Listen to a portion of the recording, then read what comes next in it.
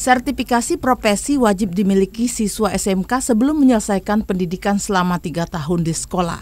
Setiap kompetensi keahlian wajib diuji kompetensi untuk mendapatkan sertifikasi profesi, sehingga siswa benar-benar memiliki kemampuan yang dapat diandalkan dan dipertanggungjawabkan. Diakui Kepala SMK Negeri 6 Palembang, Bambang Riyadi, sekolahnya telah ditunjuk oleh Badan Nasional Sertifikasi Profesi (BNSP) sebagai salah satu sekolah tempat uji kompetensi keahlian.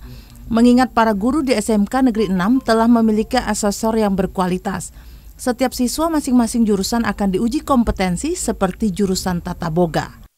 Memang menjadi sebuah persyaratan ya, karena kita sudah masuk MEA, itu salah satu persyaratan di dunia usaha dan industri juga. Mereka tidak bisa menerima karyawan yang tidak memiliki sertifikat kompetensi apapun itu. Yang di sini kita sesuai dengan jurusan kita, jadi boga, kemudian perhotelan, tata busana, dan kecantikan.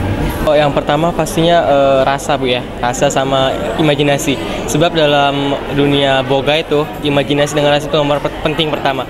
Sebab sekarang ini yang makan pertama adalah mata. Dalam artian makanan harus menarik dilihat. Setelah itu baru rasa di mulut.